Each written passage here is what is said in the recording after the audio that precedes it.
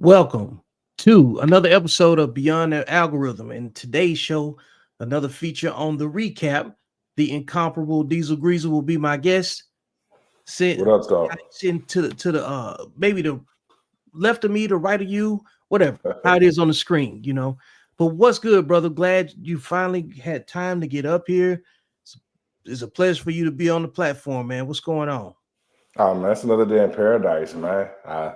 It's a beautiful time to be alive, man. It's a beautiful time to be alive for some of us, and it's a horrible time to be alive for some of the others. So I suggest you get in when you fit in. Yes, sir. Yes, sir. Man, it's been an experience, man. Like this has been like one of the most emotionally diverse times to be alive, man. Yeah. Like you seeing people deal with a lot of problems the way that they've been programmed to deal with them. We talk a lot about program. We've had a ton of offline conversations that have to deal with, like emotional programming, all the other stuff that go along with the decisions that people make. And man, everything in life is about trying to make it make sense as we go. And some people don't care about solving problems, man. They care about reacting to them. I said the other day, I said, man, people don't want solutions. They want perfection. They don't want accountability. They want perfection. They don't want any of those things, man. They talk a lot and the conversation goes in circles. And I keep hearing the same thing over and over again. Need accountability, but won't change none of their behavior in the meantime. So if they won't change any of their behavior in the meantime, what do they really want? Because if you were, I guess, if you frame the way that people behave the way that I'm describing, and if you frame that into a romantic relationship, you wouldn't be with that person. They would be a side chick. Yeah. There'll be just somebody you holler at when you was bored, and you had some time, you get to them when you get to them, right? They'd be on your time at, like whenever you made time for them. It wouldn't be because you missed anything or you got anything from that person. There's no nourishment, in being around those people. And I think a lot of people are taking very hard looks at any and every relationship that reflects that kind of, behavior in return. What you think about that? Yeah, I think, man, ultimately, it's the type of relationship where a person would rather have negative attention than none. I think there's so many people out there that's not getting no attention. And so they start to behave much like a child. They rather get some negative attention than not be acknowledged. And I think that's the majority of people out there, man, a bunch of children who didn't get acknowledged enough. Now they out here as adults trying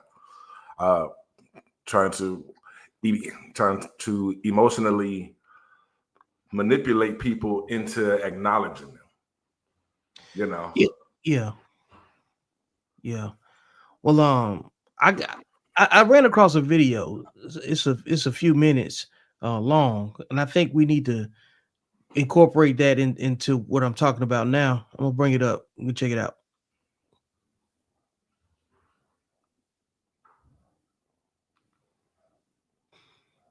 Whenever it's ready. There's a lot of factors at play. Cognitive dissonance, one, which if you don't know, that's the discomfort one feels from having contradicting thoughts or beliefs. Also, every issue on the left is made into an emotionally charged issue. It's all a form of some type of injustice. And if you actually believe that there's all these different injustices occurring in the world, you're going to be angry about it. But also look at the content that people are pushing out. I mean, most of the time when I see like super woke creators, they're yelling, they're screaming, they're angry, they're emotionally charged. Now imagine being locked in an algorithm on every platform, giving you all of that content. Imagine your friends, everyone in your life, being angry all the time about things that are going on in the world. You're going to be angry. And then add on top of that, all the people dealing with a lot of emotional turmoil, and they might not know where to put that, so they're pushing it into politics. Just my 2 cents. Just her 2 cents. Let's pause that. Honestly, I feel like she did my job for me with this video. But there's so many different things that we can dive into. She mentioned 4 things. I think we should go through each of them. Cognitive dissonance being the first one. Man, do I relate to this so hard. When I was working for the left, I would often go to these different conferences and go and knock doors and hand out pamphlets, get people to fill out surveys and all these things. And I would get questions from maybe conservative or more classically liberal people who would challenge my beliefs, and the cognitive dissonance that I would feel in trying to defend those beliefs was unbelievable. It was insane. I remember one time this student came up and asked me, because, you know, a lot of the left criticizes the government, and it's like, you know, the government is doing this wrong, they're oppressing us, they've subjugated us for so long, our systems and institutions are oppressive and racist and patriarchal and all these things. And I was talking about socialism, and this kid walks up to me and he's like, you want socialism, so you want the government in control of all these things, but you're also telling me that the government is super oppressive and racist and patriarchal. How can you want both of those things at the same time? And oh my gosh, in that moment, you can just feel your brain exploding of, oh no, I've been caught in a major contradiction. So instead of going, you know what? That makes total sense. You just get super defensive, and anger and depression and sadness and all these things you just project out onto other people. So imagine going through that every single day. Every single day. Yeah, I mean, we talk about sometimes when you... So, you know, watching her talk about that and being honest about it, you know, very, very rarely do you get that degree of reflection in most people, you know what I'm saying? And it's making the people that are fence riders get off the fence and choose a side. I remember last year before the election, I said that in July, it'll be very difficult for the Democrats to make up the ground that they had lost prior to Joe Biden anyway, you know what I'm saying, dropping out of the race.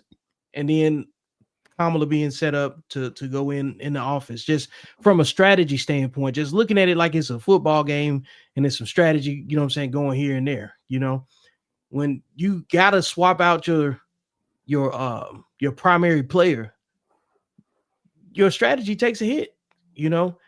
And I sat back and I said it'll probably be 20 years before the Democrats ever get themselves together again. What do you think about that idea, and then the commentary that she just added to it as well? Because now you got young people waking up and choosing sides more intentionally, and they got a lot of information that they can sift through, because I believe our generation's cooked, you know what I'm saying, as far as like our age bracket and everything, because it's the young voters that's going to change, you know what I'm saying, everything anyway. Yeah. I do think that the Democrats are out of touch. I think that their strategy for so long has just been, we'll get the minority vote so we stand a chance, you know. And they, you know, they piggyback that through Obama's 2 terms. And then it was, hey, we'll get the minority vote by using an old white woman. That was the first mistake. You replaced the first black president with an old white woman and try to tell your fan base that this is the same thing, you know. And black men in particular looked at it, was like, nah, this ain't the same thing. You know what I'm saying? There was one thing for me to have blind loyalty to a black man, which, you know, like a lot of us did during Obama's first 2 terms. You know, you probably were more informed, but the majority of black folks was just riding with Obama because he was black. Yeah. And it looked like he had a chance. Right. You know, and then the Democrats tried to shift that into, let's just use a white woman to pander to the blacks. And Trump whooped her ass, basically, you know. Yeah. And then they bounced back with Joe Biden's old ass, but it was still on the strength of, hey, this was that black guy you liked, homie.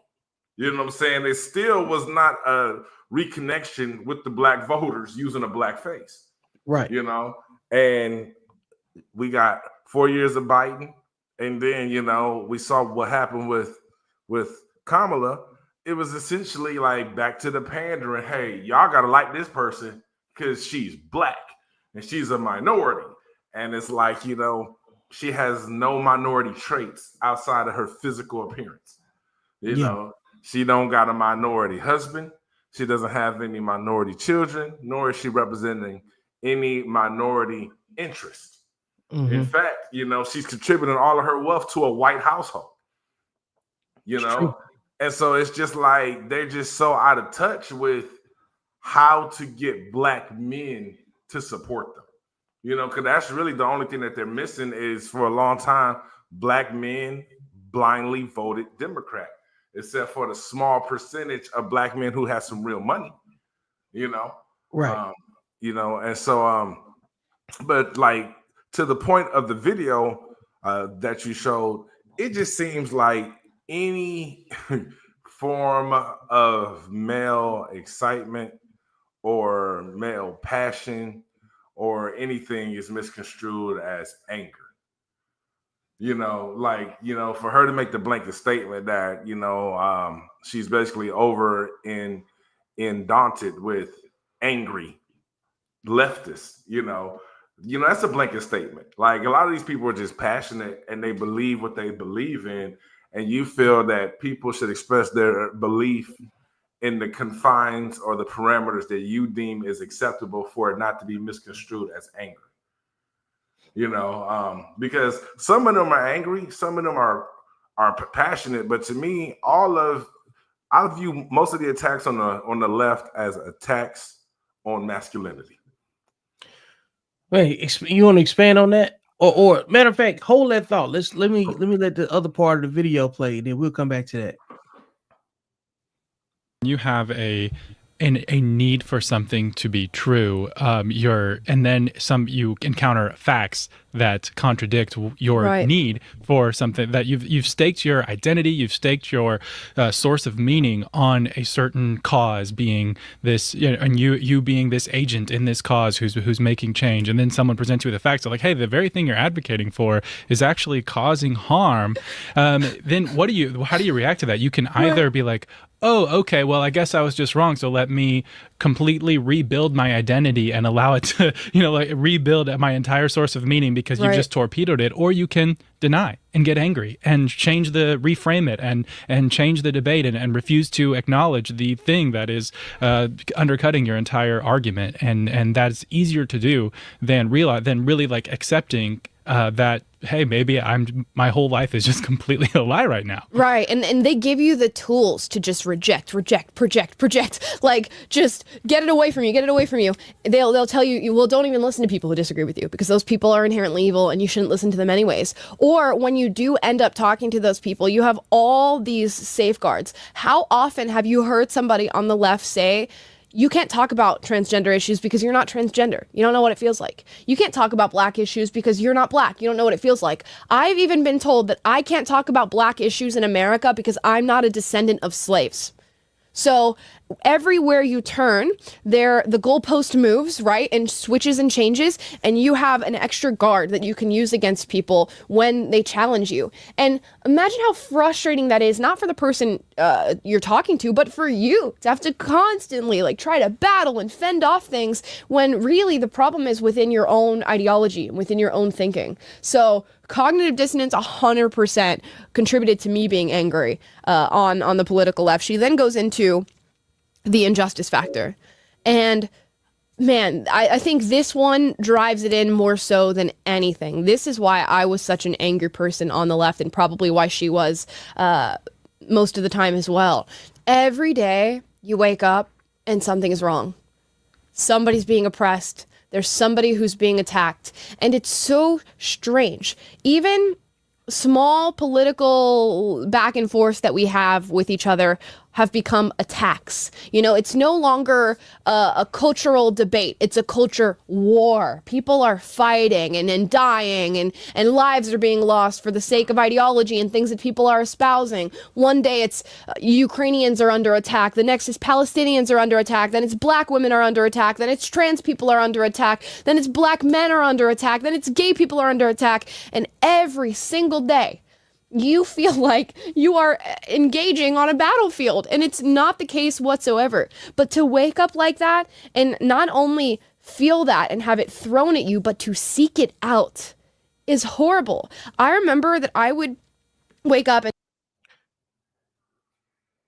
So you were about to speak on the attack on masculinity, and I knew she was going to get to a point in that conversation where she mentioned about different attacks, right? Like, I think that what you're saying is absolutely valid, because I've been a proponent of saying black men have no allies, but we're not crying about not having no allies amongst the masculine men.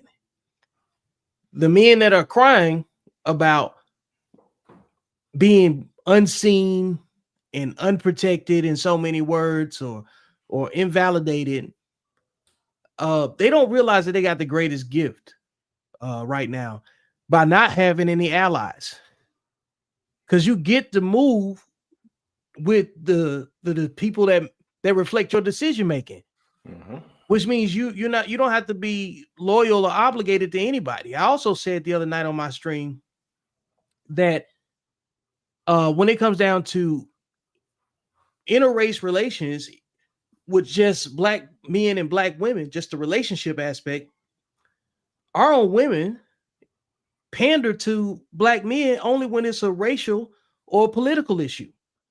Outside of that, they don't want anything to do with you unless you're married to them. Okay. So I've been leaning on this nomad aspect of things, because I think you got to, like we always say, nobody's coming to save you. And then I'm also saying that we don't have any allies for that reason. Black men, you're a nomad. You out here by yourself. So you need to act accordingly. You don't need to overinvest your emotions into topics that do not serve your current status. You need to learn how to work with people on a transactional basis and be okay with that and not cry about it, you know? And I think that's part of, people's anxiety push when it comes down to like how they're addressing their emotions when it comes down to politics, is that most people are afraid to live in the reality that actually exists, instead of trying to make the world conform to the reality that they want it to be. And I think that's an individual decision, obviously. And you need to be careful. You need to be comfortable at the same time with saying, I'm not concerned with what everybody else is concerned with, because everybody else's concern don't even include us. So we reserve the right to say, you know what? I've divested from behaviors and activities that do not reflect my interests as well. Because that's what all of this is about. Political alignment is about aligning your personal desires and what you see policy-wise with a party that reflects your voting interest. And you still got to live your life according to the foundations that set, and when you go to work, for those of you that have to go to work and, be in a format where you have to deal with higher level supervision and your employee peers, the same people that run what where you work, they function just like the White House. They can't appease everybody that works for them. So when they let y'all have your little pizza day, your little crock pot day, and all of that stuff, that's so they can get some work done. So people need to live in the reality that's here and not the one they want it to be. The one you want it to be that's inside your house. I think it's Dr. Claude Anderson who. Let me see what's up with my camera. All right, I don't know what's going on with my camera, man. My connection keep going in and out on it. 1 second, let me fix this.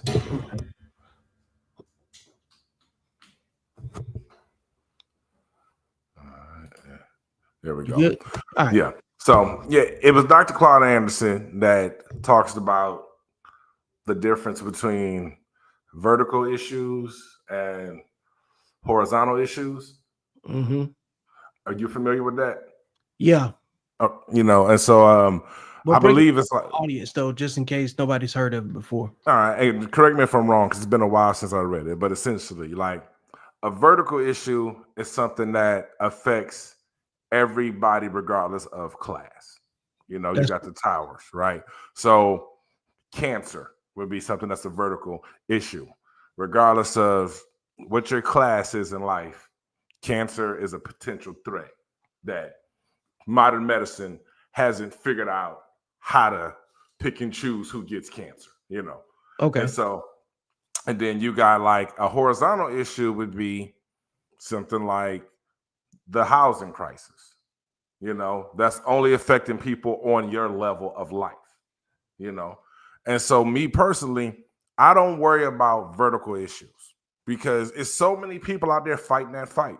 I don't worry about fighting cancer or how to prevent cancer. There's millions, if not billions, of people out there fighting that fight already. I don't worry about things that like women's rights. I'm not worried about that. You got so many other groups out there fighting for women's rights. They don't need me to worry about that. I have daughters. I care about their rights. You know what I'm saying? But I'm not about to be on the front line fighting for women's rights. They don't need me. I'm only going to fight on the front line for horizontal things that affect my people, things that affect people of color in a disproportionate manner. That's what I'm going to give my attention to.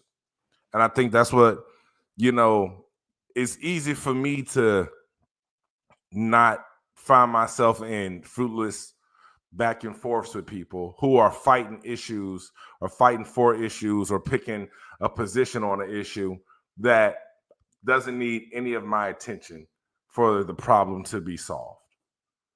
And I think that's what like so many Black folks do wrong, man. It's the delusion of inclusion, trying to be a part of other people's plights instead of focusing on the things that disproportionately affect the people that look like you. And then those same people get mad that those other groups don't care about Black issues in the manner that Black people seem to care about these non-Black things. The biggest thing the past week due to the passing of Charlie Kirk is America is anti-fascism. You know what I'm saying? Like they didn't like Charlie Kirk because his perspective was that of a fascist. And so, I dug into it and I was asking myself, like, why are these white people so worried about fascism? Why is that the new thing? Like, why are they like, oh my God, he's a fascist.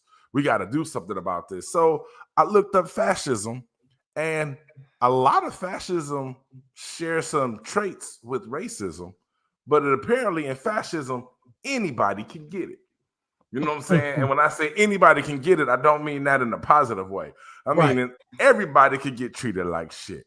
Everybody could be oppressed or censored in some shape, form, or fashion, And in racism, it's clearly not anybody can get it, Only certain people are going to be impacted by racism.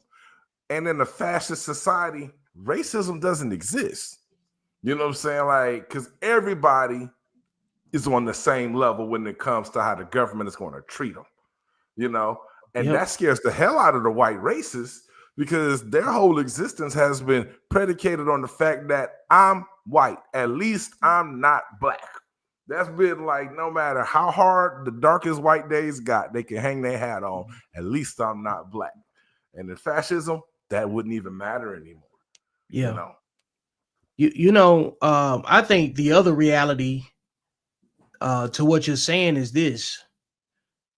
We live in a matriarchy. Mm-hmm. Like, if this was a patriarchy, we wouldn't have these complaints because the right men would be in conversation with each other in a utopian sense. Because men, I believe, know that they have to participate in society in order to benefit from society. You can't not participate in society and benefit from society. And everything that is that we see or have seen up until this point in our life has been largely to the advantage of women. Like there are no subsidies for men, Mm-mm. and those subsidies are predicated on women being unable to do for themselves after they've made certain choices with their lives and their bodies and everything else, whatever that looks like. And I don't want to drill down too much about, I don't want the conversation, of course, to inspire people to blame women. I'm not saying that. I'm telling men to focus on the reality that it is. We we were joking before backstage, say, hey, black men need to start wearing body cams. You know what I'm saying? Because my issue that I see at the vertical level, the stuff that we can do something about that's actually occurring, things that are happening to us or whatever, is that men are not vocal enough in a controlled manner about why this dissolution between the black man and black woman is being deflected off of when we start talking about racism. Because a lot of this stuff goes away if we get to the point where we can respect one another. Because like you don't hear any other ethnic communities with the laundry list of complaints. You know what I'm saying? The Hasidic Jew population, no matter who the president is, I have never seen them have to get out and protest in mass, And I'm only saying these things because you brought up Dr. Claude Anderson. And then in one of his conversations, he said, you don't have a community if you're not spending money with each other, right? Because money is communication and all of that. And so you don't see the Italian population, the Irish, any of the Asian communities come out and say we're not being treated right or whatever. I get the next argument too. Like this is so easy to go down the list of, because the next thing you're gonna hear is that, well, we didn't get reparations. Got it. That's cool. We still have to be able to trust one another to make money with one another, because there's this belief that we can make money with each other in a sustained way without trusting each other. We're not even talking about that. Yeah. And it's the same thing that comes up when it's when you hear women talk about having babies without husbands. You know what I'm saying? They so I can't wait to have a kid. They don't say I can't wait to be a wife or any of that. When saying that the community don't want to come together at all. This is why I talk about that balance between the pandering to the black man, and then this utopian conversation that comes out that we all on the same sheet of music, and we're not. Because wherever we are right now, socially, is based on behavior. So societies pivot off of behavior, and men are risk averse. We're prepared to take risks, calculated risks that make sense, that come with the territory, meaning like, if you got to make some money, you want to make some big money, you got to go do some hard jobs, and you might have to do something that might risk your safety. If you want to be acknowledged for your craft, you got to be open to criticism with no coaching. You know what I'm saying? Oh, you just suck. You got to be willing to step out and be bullied for your opinion on things, because you can't have the least amount of resources and think that you can make the rules. The rules, yeah. And because of that, this is why I want men to take these conversations and embrace the nomad in themselves, because y'all know that nobody's coming to save you, but you'll be crying in the wrong conversations that you got no part in, and then buck dancing with these women that don't love you. You know what I'm saying? Or don't respect you. And you argue with women that you also still DMing. Somebody got to get on the same sheet of music first before anything changes. And we all have to come to some level of social agreement that in a vertical conversation, going back to what you're saying, we got to worry about something that we can control, something that we can benefit from that doesn't need any outside approval.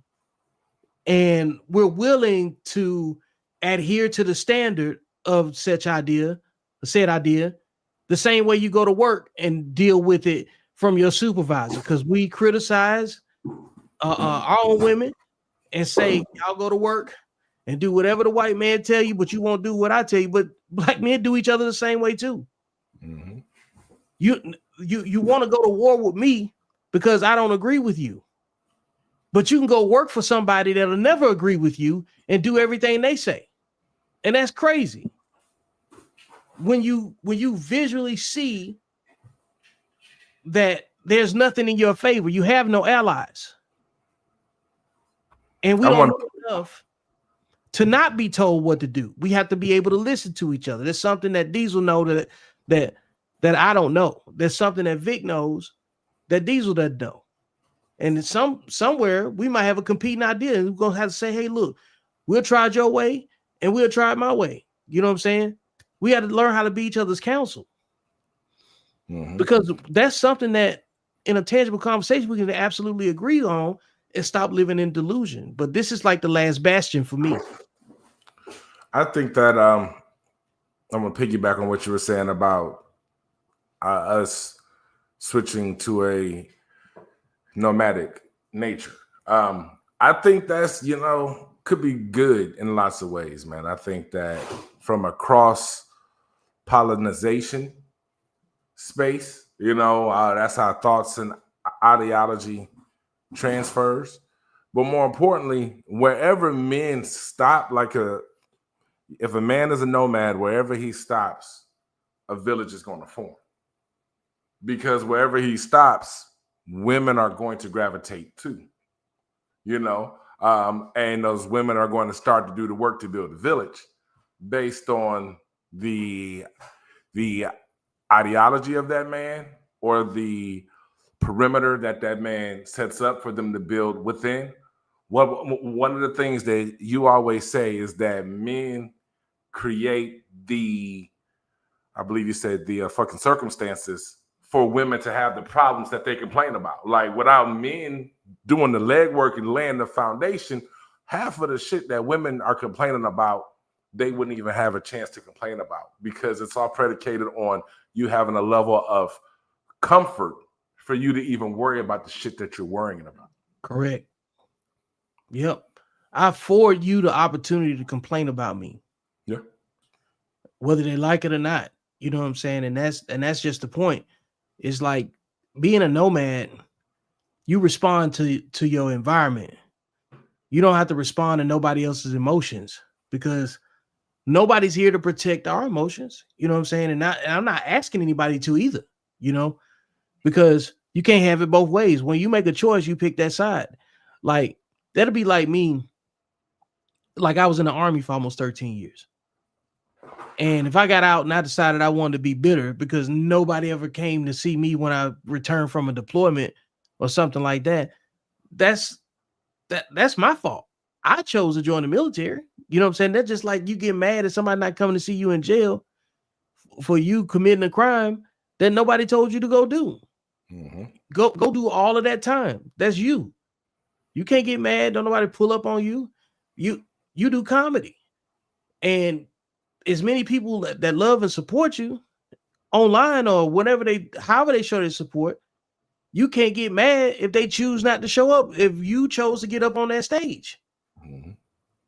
We can't get mad if we choose to step out and do something that's important to us, and then when people don't choose to show the support that we would appreciate, that's only in our heads. You have to be a nomad out here. You know what I'm saying? Because you're following along party lines of what pleases other people, you will end up disappointed. You will live a life in delusion, and you will quit because you're doing it for the wrong reasons. You'll quit. If you go to the gym trying to look like somebody else, you're going to quit. instead of saying, hey, I get something out of this with no matter how it looks, you know. Mm-hmm. So we have to take that same mindset. I'm not gonna say what we have to do. I'll tell people what I do. You can't control but so much. You can only control how you respond. And you know, to something that means verbally or non-verbally. And you could choose what information you share with someone. You don't have to tell your plan to everybody. And just like when people say you need to work on themselves, part of working on yourself is recognizing that everything in your head is not meant for everybody else's ears. And they need to communicate on a need to know basis. So that's part of the art of minding your business. And where we are right now, we need to learn how to mind our individual business, and the right topic come up, we can sync up and try to do something on a one-to-one basis. You know what I'm saying? Until we get something else established where we can build off of. And I think that everybody needs to take that same approach. I believe if people want success, if they want change and they want to see some progress, rather, they have to choose to do to fulfill the obligation that they signed themselves up for, without doing it without an audience. Without audience, yeah. You know, if you can get up there and tell your jokes and say whatever you're saying on stage without an audience, there ain't nothing gonna stop you. You know, I'll do this without an audience. I don't care. But we gotta learn. We gotta stop performing, man. Stop all this buck dancing. I think it boils down to having tunnel vision, man. I think like you can't really care what people are thinking, whether it's good or bad. You know, if people love what you're doing, that can't impact whether or not you want to do it or not, just like if people hate it. You know, it has to be based on how you feel about it. But that's where understanding knowledge of self and purpose, you know, and I think that's the key for men. Once you're moving in purpose, you may appear to be nomadic in nature because there's no telling where purpose is going to guide you. But when you're moving in purpose, you don't got time to entertain anything that's not aligned with your goals, you know. And I think it's easy to get distracted when you ain't got goals, you know what I'm saying? But when you focus on them goals, you could care less about what the left or the right is doing, you know, as long as they're not standing in your way. Right. Like, I don't care what people believe, but just don't let what you believe make you believe you're better than other people. Because we're seeing people in microdoses and in their worst moments and letting their intrusive thoughts speak out. I used to have a ton of intrusive thoughts, you know, like I'm 46 years old now, you know what I'm saying? Being able to look back and maybe even 5 or 6 years ago, I could say my intrusive thoughts were very, very loud. I didn't act on them, you know, the way I would probably have acted on them if you know, if I felt inspired or triggered enough to do so, if the situation permitted it. But like now, I'm just watching everybody else get their turn dealing with their own intrusive thoughts. So what do you think led to the surplus of the intrusive thoughts? When you say the timetable, 5 years ago, 6 years ago, I don't necessarily know, does that align with you transitioning from one career field to entrepreneurship more so? So you just had more time or a level of freedom where you don't have to answer to people anymore, or feel that you needed to control certain aspects of your behavior anymore because your bag was good and you didn't have to worry about someone trying to take something from you, so you started to express yourself a little more? I think it's a mixed bag, man. I think I've always been an outspoken person, and I've always, you know, like been in charge of something, I guess you could say. Yeah. And when I say that, not meaning I had to run around and tell everybody I was in charge of something.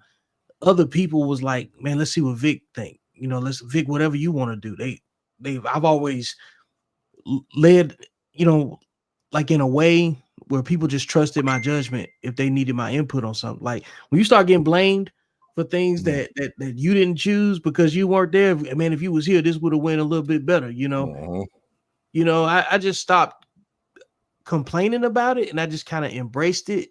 And then it kind of like guided me for a while, and then I'll say up until like the last 4 or 5 years ago, I think it was just, I think it was like the end of a toxic relationship with community. Okay. We're trying to be helpful with the other people that had the same energy as well. But you know how it is when you kind of like curse the burden with foresight.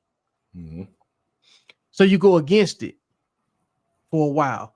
But then because if you embrace your foresight, it destroys a whole lot of relationships because you know how powerful you actually are, And I remember Eric Thomas said in one of his motivational speeches, he said, man, generally speaking, most people are scared of how powerful they actually are.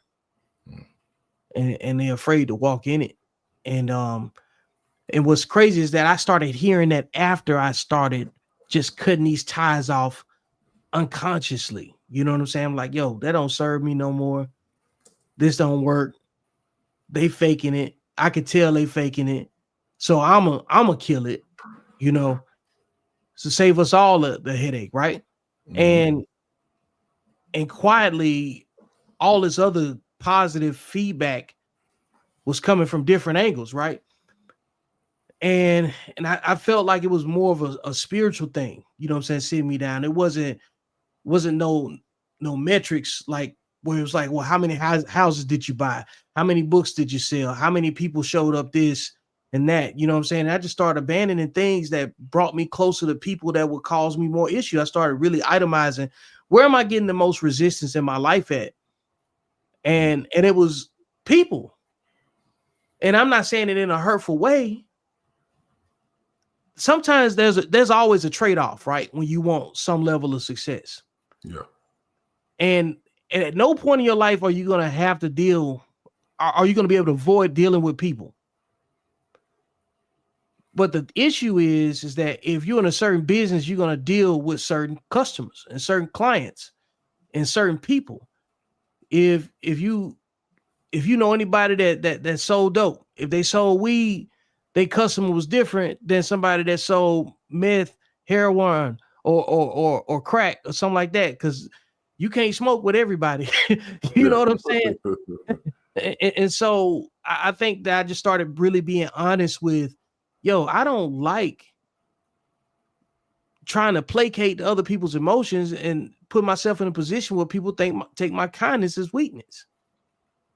Because then I saw a post that said, like, your tone isn't the problem, because when you find the right people, your tone won't be a problem.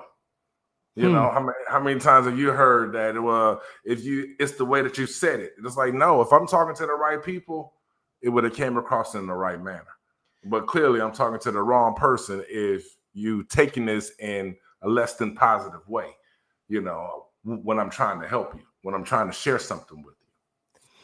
Man, what I started doing to kind of itemize exactly what you said is that people are telling me the same thing that they would never accept from their own children. Mm-hmm. If you told your kids before you dropped them off at school, you got these 3 things you need to abide by. If you are in doubt about these 3 things that I'm telling you, call me before you make the wrong decision, right? You leave, you go do what you're going to do. 2 hours later, 3 hours later, some point in the day where it's inconvenient to you, you get a phone call from the principal and your kids did exactly the opposite of what you told them to do, right? You talk to your kids and you confront them on it, and your kids get defensive and say, well, you didn't say nothing about them white people over there. All 3 of their lips going to be slapped off. You know what I'm saying? because that ain't what you said. And then so I use that analogy to explain this. When it comes down to men, women, black, white, or whatever, every time we bring up an issue, it's always a finger pointing situation about, well, you didn't say anything to them. And I got to the point where I was like, you know what, man? People don't want solutions. They want perfection. Mm-hmm. And people ain't perfect. Situations ain't perfect. And nothing is perfect. So how dare you demand perfection from me when I just want honesty and accountability for the topic that we're discussing? And so I started realizing that there's a very vertical connection, parallel connection to the way children behave. And then I look at the parents that raise them. And it just started putting a lot more clarity that I couldn't avoid, to the point where I had to start talking about it. You know what I'm saying? And I feel more comfortable talking about the behavior than I do trying to convince those same people to shop with me, to buy from me, support me. No. It'll be great if that happened in a willing way, but it's not. I don't want to buck dance for nobody. I don't want to placate to nobody's emotions, because there's too many men that feel the same way I do. Because when you ain't had no allies for a long time, at some point you get desensitized to it.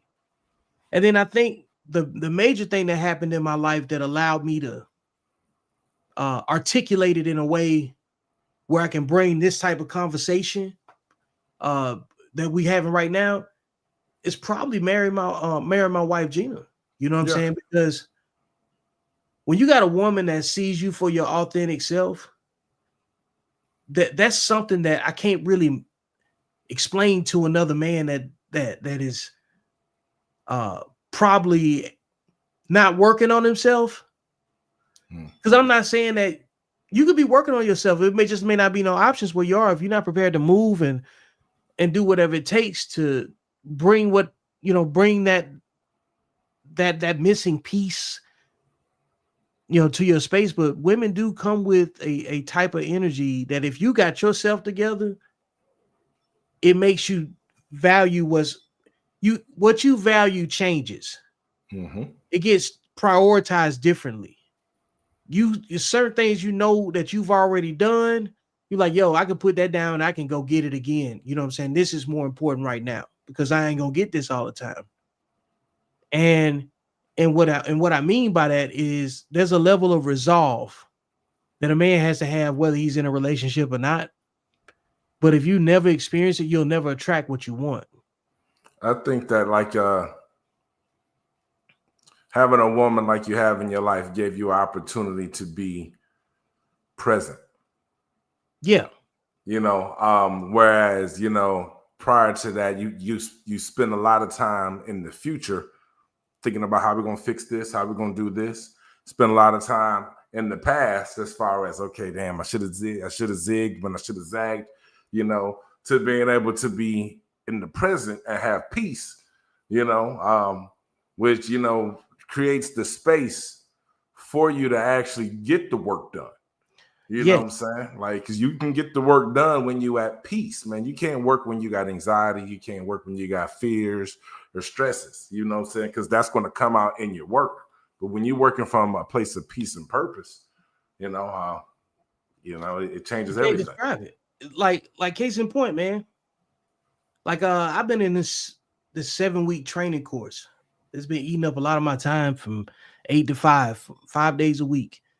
And even still, setting this stream up and doing this and making time to do it, getting in front of a camera, speaking your mind, staying on track, dealing with the nuances of tech issues, the internet, doing its own thing, and trying to doing it righteously, because it requires a lot of patience. And if it requires patience for me, I know she requires it too. Because I take time away from her too to do this. But what she doesn't do it stopped me from scoring, because every time the work that I put in behind this camera is what really fulfills me. You know what I'm saying? In my downtime, like, I get it, man. I love lifting weights. I ride my motorcycle. You know what I'm saying? I enjoy those things, but like, there's very few things that we have as an avenue to get out what we feel, and it's not even what we feel. It's mostly about how we think about the way we feel, because you're using your feelings as an antenna. We're trying to transmute this stuff, and into something that's useful to another man that can actually relate to that. And give women the cheat code along the way, because I really don't want to talk to women that don't respect men. They don't deserve to hear from you. Nobody deserves to hear your voice. Nobody deserves a rebuttal or response from you that doesn't respect you at all. And that's one of the things that I was able to capture. Like those little nuggets like that, bro, those one-liners. That's because I've had enough time to put it all in one conversation. You know what I'm saying? To make it make sense. Because there's very simple answers to our problems. And it's simply removing the hazard altogether. I don't engage with nothing that don't care about me. Hey, Vic, man, you got some fans in the comments, man. The homie Jamal Bush. Okay, what's up? I like this brother Victor talking. Yeah. You know. Hey, shout out to Jamal. What's up, man? Appreciate it. Yeah. That's a bar. Hey, man, we appreciate you, Throw a little applause up there for the homie. You know what I'm saying? Glad you could follow, man. Hey, for those of you that have never seen me or interacted with my content on social media, I'm gonna drop my link for my YouTube channel in the comments. I want to, talk about.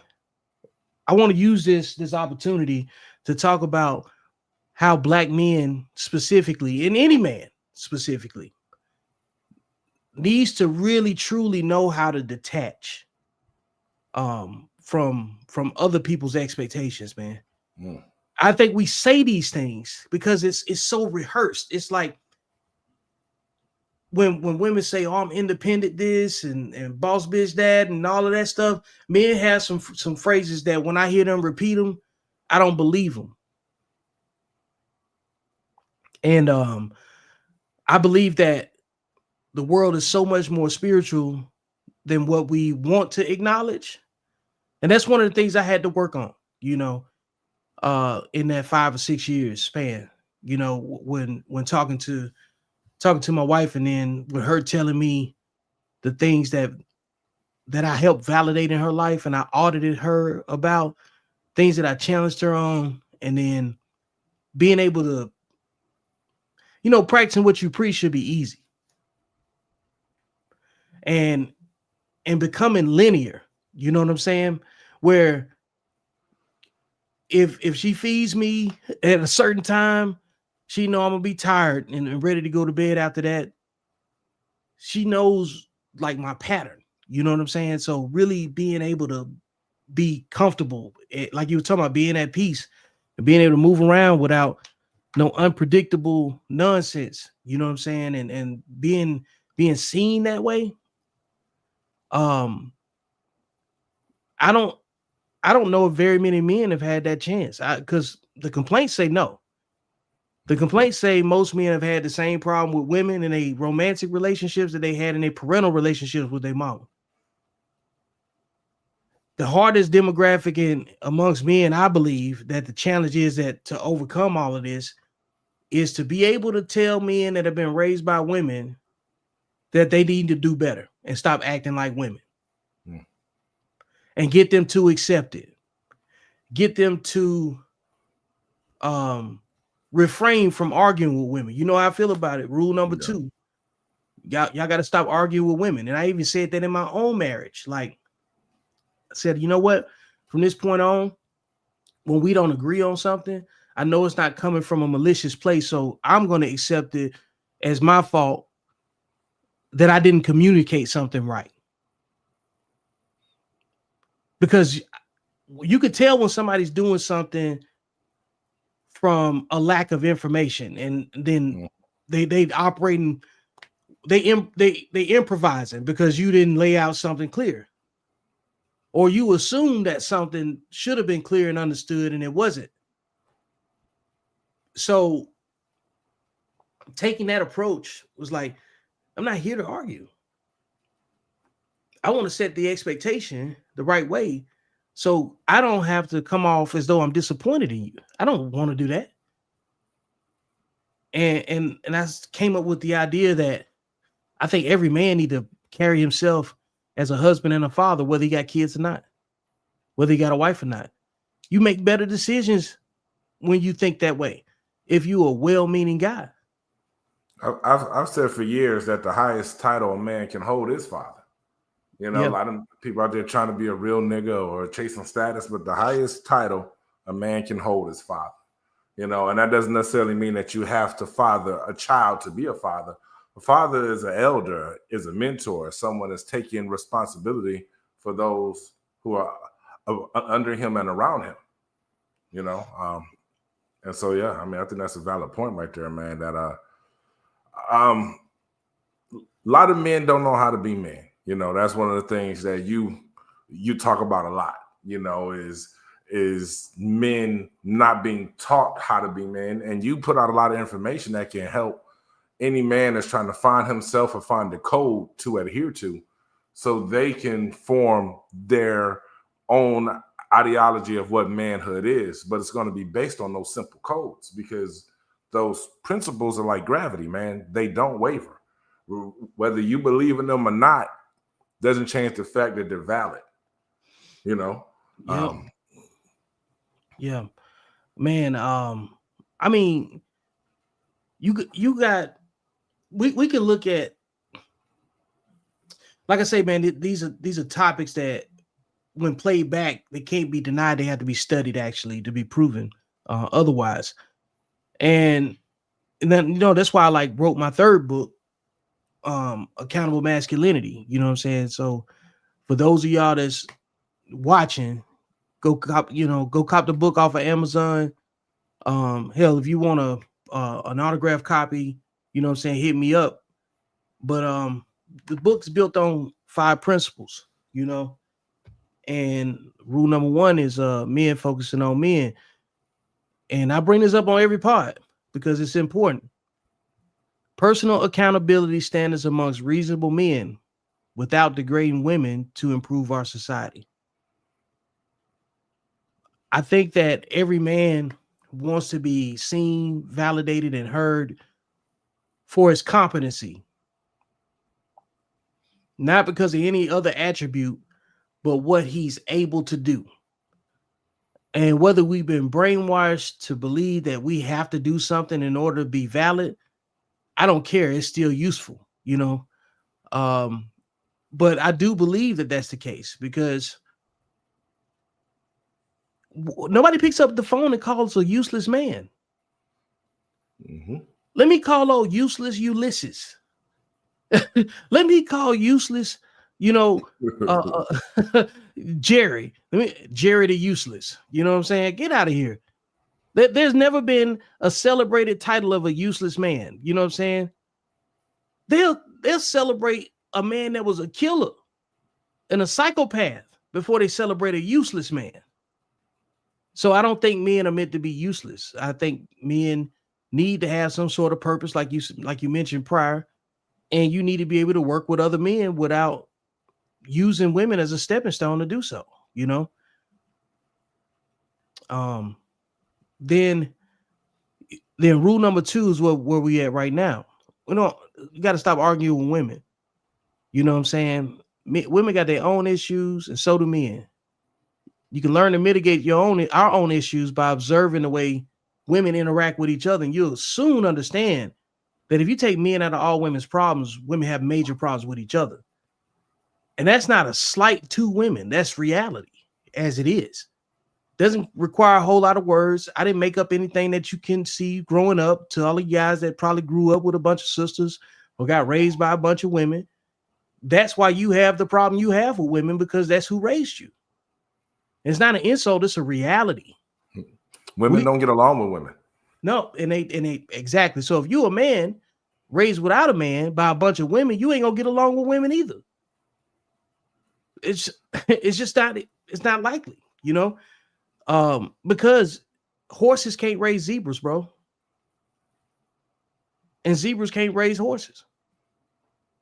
So a lot of us we got the hardware, we got the physical outline, the phenotype, but the software is different.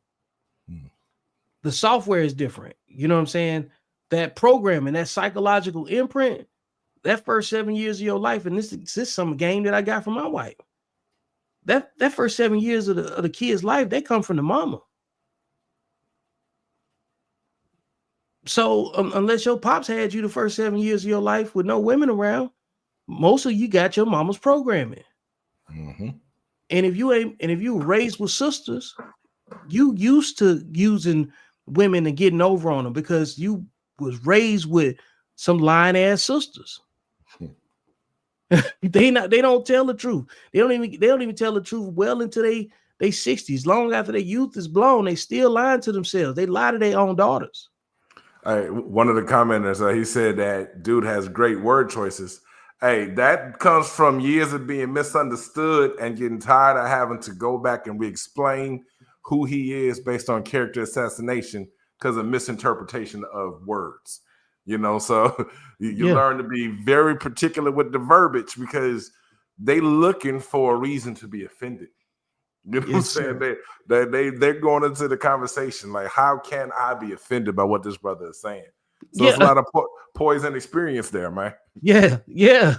Hey, my man, more or less, what's going on with you, bro? I appreciate you. Yeah, man. This psychological imprint that I took a lot of time to figure out. Where I study behavior, and I don't have no psychology degree. I don't have no medical credentials. Okay, I'm not no prosperity preacher, but I am an intelligence analyst with a PsyOps background. I've studied human behavior so I can lethally target it professionally. Okay, I want that part to be understood. And if I can find out where you like to eat, then I can get you. All I need to know is one little piece of information, and it don't take much, and I will unravel it. But as I run through these different talking points in this, you'll understand why I know. But most importantly, men, stop arguing with women, and women, avoid argumentative men. I know it turned you on, but you're gonna get killed by a simp. Bottom line, decentralized leadership, knowing when to lead and when to follow. Men must avoid misrepresenting fellow men. We are not perfect, but we must have redeeming efforts. I might make a mistake tonight, tomorrow, whatever. And men need to have the same forgiveness for each other that they do for that cheating ass woman that they keep forgiving. You know what I'm saying? They need to have a level of forgiveness in that. You know what I'm saying? There needs to be room to make mistakes. And I think that sometimes we have an all or none mentality, and it doesn't serve us as well as we think it does. You know, we want to go fight blindly on things, and we don't understand how compromised we are, you know, because we're so fragile over a couple of different items. Like if you get the wrong woman in a situation, and the truth is both of y'all are probably pressed about the worst chick ever, you know what I'm saying? And when, to me, that's more of a feminine behavior, because women will fight each other, will compete with each other to get pregnant by the worst men. They will make a baby with the wrong man before they make a sandwich with the right one. So I think men need to really look around and observe their environment and recognize when something is for them and when it's not. I think that you got to be able to listen to your partner tell you if if you're making a good or a bad decision with a particular woman without feeling like he trying to backdoor you. And if let's just say he is, then they both of them lose you. It's not worth it. We don't have enough of us to go around, you know what I'm saying, as it is. Because if we could really put all men, if you could take a second to think about how much money you have spent on the wrong women in your life, and if you can get 5% of that money back to put it into something of value, how much money would you have to work with? How much money will you have to work with? Think about that. The fact that you got to think about it means you know you spent too much money on the wrong women, folks that never cared about you and didn't care about your outcomes at all. So we got to really be honest about who has our best interest. And a woman could never have a man's best interest that she's not attracted to. Women only respect men that they are attracted to. And whether that be physical attraction or attraction by character, they only respect the men that they find attractive.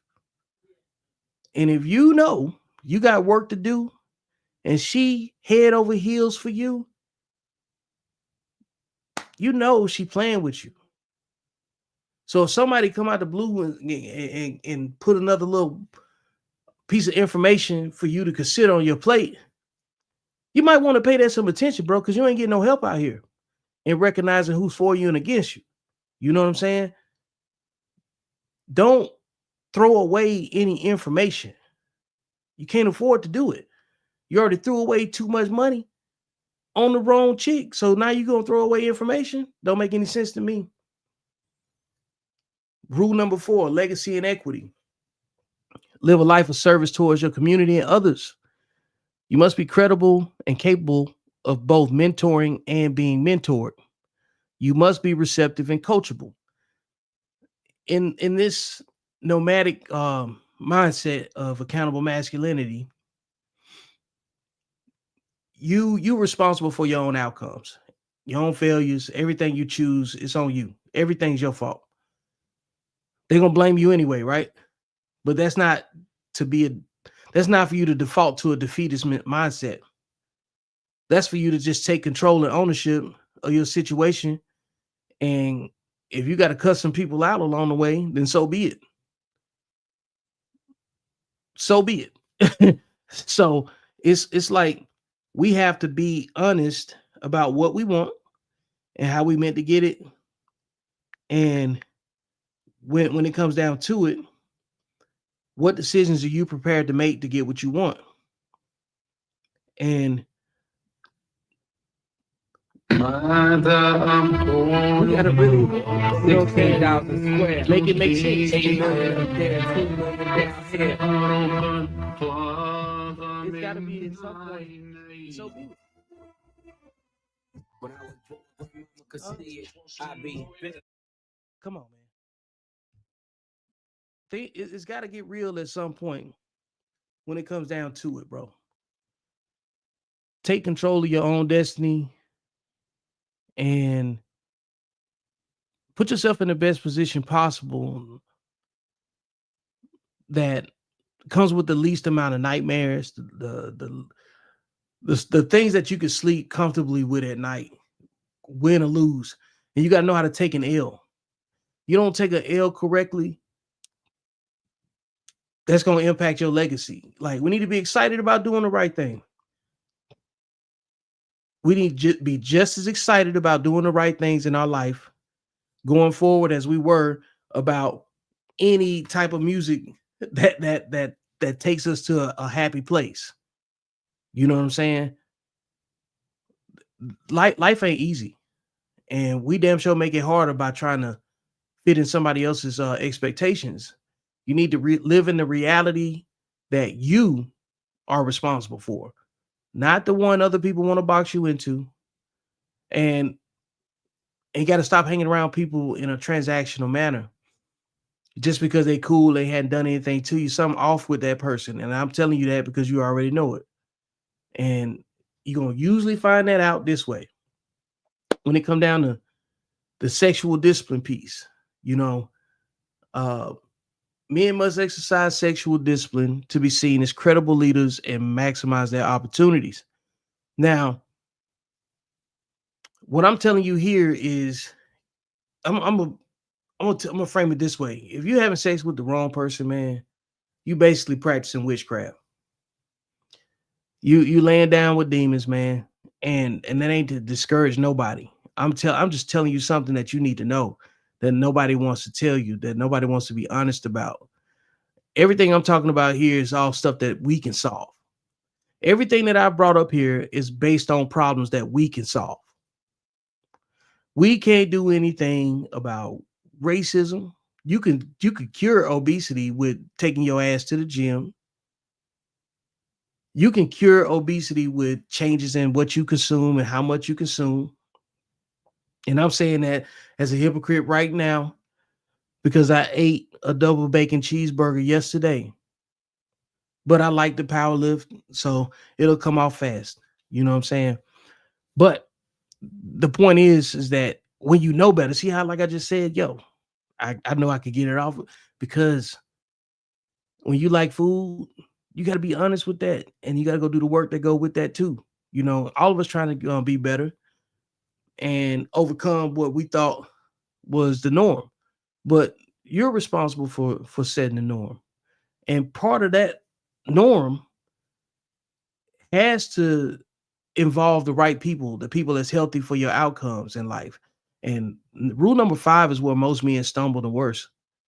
I don't mind getting up here saying the same thing over and over again, because I know there's somebody that's never heard any of the things that I'm saying right now. This year, we've watched Shannon Sharp get caught up because he can't control his own privacy. Because I don't want to talk about what his attraction is. As long as it's legal, it's cool. Okay. What's not cool is throwing your own privacy away. And the fastest way to lose all your privacy is for dudes to put his meat in the wrong cheeks. Hands down. Nobody even know you exist until you got your meat in the wrong conversation. Nobody even knows who you are until that part's situated. And you know that's on you at some point. Deezil, you ready? Nobody knows you exist until you in the wrong situation, bro.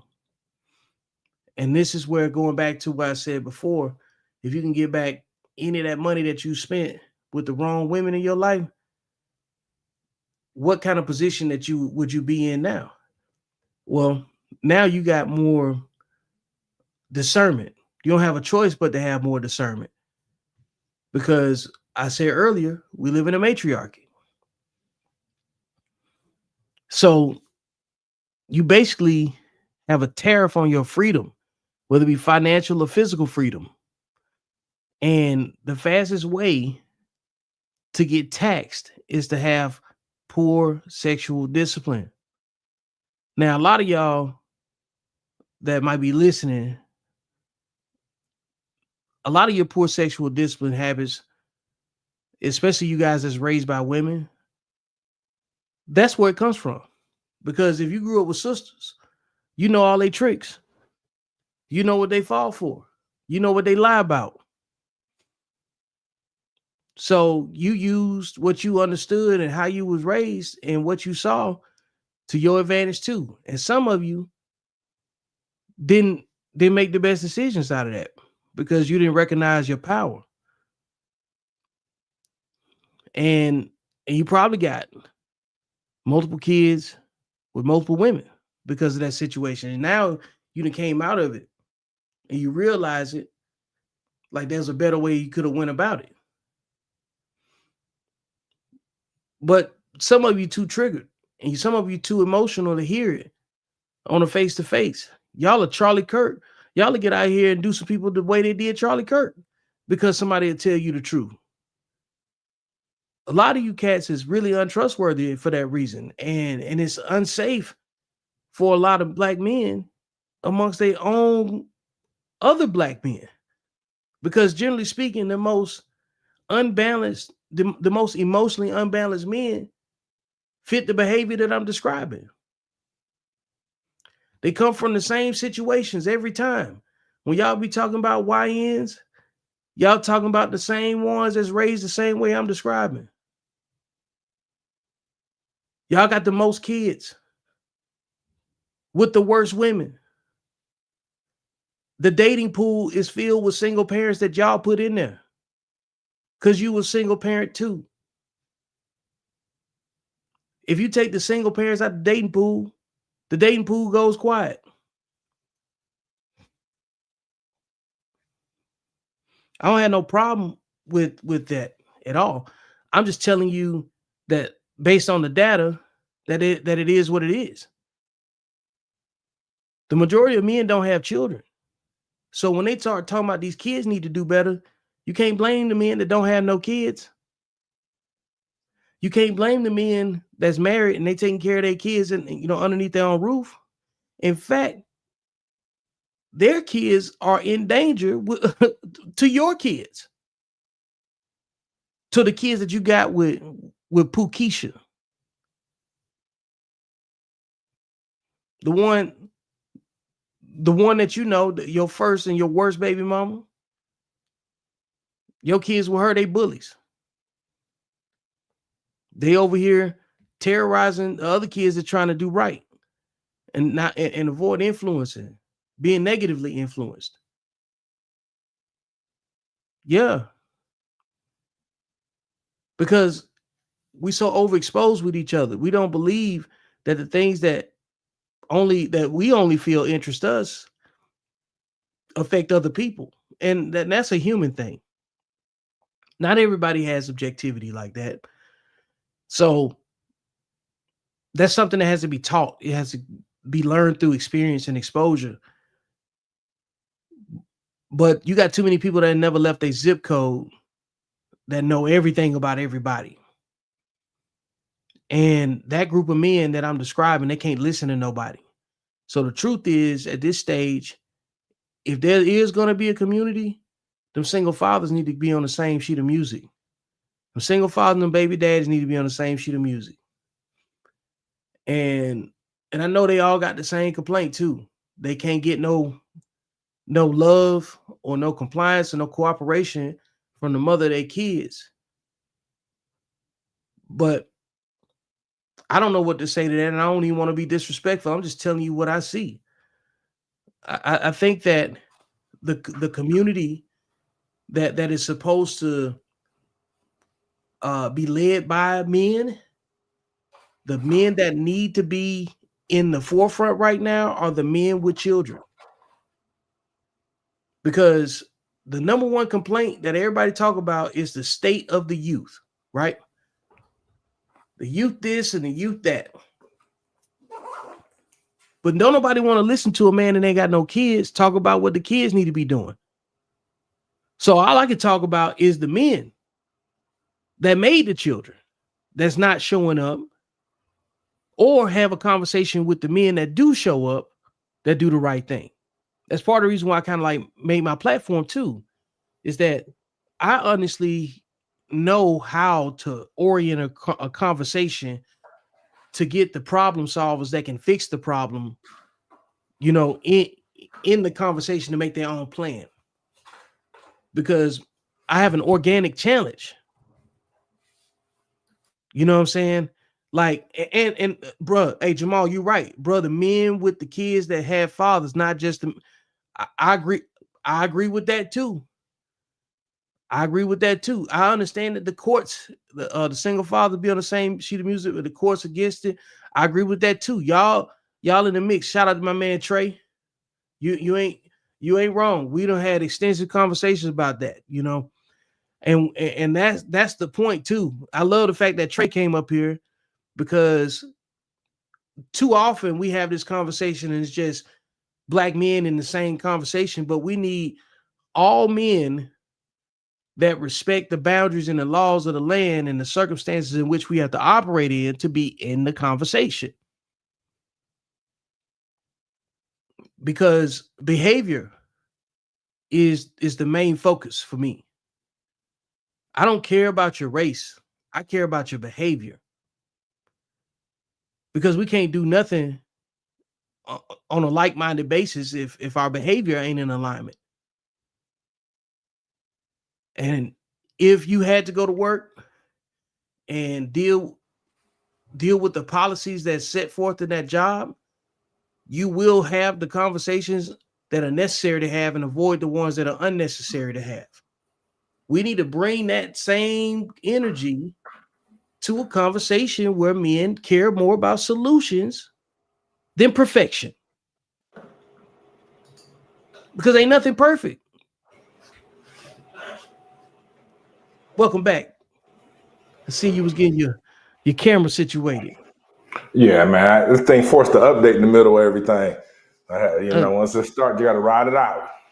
Bruh, ain't that like what life is anyway? Yeah. Unexpected updates. It got to accept reality for what it is, man. You know what I'm saying? So, but man, shout out to Jamal, man, for his engagement too, man. Yeah, actually, man, that's a brother, man, I met on the internet maybe about a year or two ago. And we used to have debates going back and forth. And you know enough about me, I can be forward and abrupt at times, and so, it leaves room for some misunderstandings. And we hopped in the inbox and we hashed it out, a few times, just to get a better understanding, man. Good dude, man. Always shows love to the platforms. And a lot of the stuff that you've been hitting on today is stuff that he talks about on his page all the time. He had a post today that asked if men were better men before porn was so easily accessible, because he preaches a lot of sexual abstinence, and in the comments, man, the undisciplined were going off on him. They mad at him for having this perspective and open it up to the dialogue. So the fact that you reinforced it today is good, man, because I know he caught a lot of flack just for saying something similar this afternoon. Yo, what's crazy, man? Porn did to men what IG did to women. Unrealistic expectations. Yep. Hey, like tell me it didn't, for real. I mean, it did to porn did to women what WWF did to young kids. Yeah. It made you think it was real. Yeah. It changed the expectations for man and woman and how they're supposed to interact with each other. It changed everything. You know what I'm saying? Like, if you remember all those movies in the 80s and 90s where a man would say something real crude and rude, it was almost like porn dialogue. Mm-hmm. People could say something wild, and I get it too. In the human experience, we're just becoming more and more civilized. There's certain words that they used to have in commercials back when we were kids. Like, they used to have a commercial about people being retarded. Mm-hmm. So it's always been some level of insensitivity, no matter how we go. But I think that has really come to a head, though. You know what I'm saying? At this point now, it was so far. Everything was extreme conservative over here, then extremely liberal for a while, and then you got the people that's in the middle, like me, that's like, yo, that look fun and this look right. And I think we got to get excited about doing the right thing too. You know what I'm saying? I think that's what maturity is, because you solve problems when you discipline. You cause problems when you undisciplined. And so going back to like what Jamal was talking about when I talked about like the sexual discipline piece, the main focus that I talk about is just discipline men. There's an undisciplined man and woman, and there's a disciplined man and woman.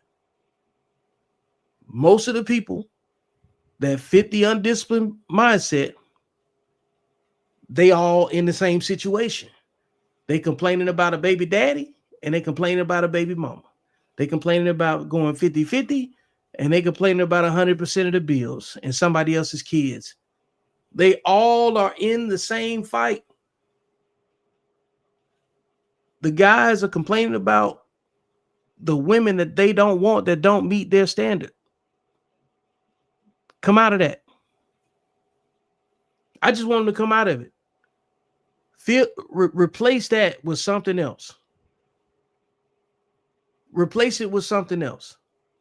Like when I talk about women and their behavior, I highlight the behaviors that the men that follow my content are experiencing. So it's a reality check. Say, oh, he talking about something I just dealt with 10 minutes ago, 15 minutes ago.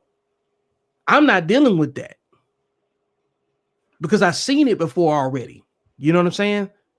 And I know what that does to a man's creativity.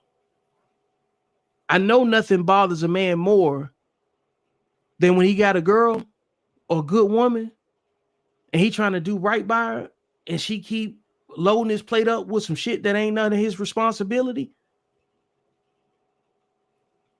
They throw your resolve away. And then you quit on yourself.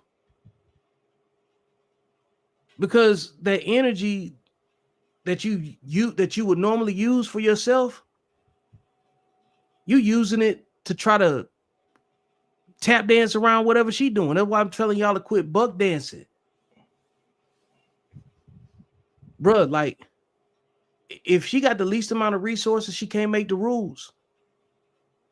So why you upset? Why you mad? Huh?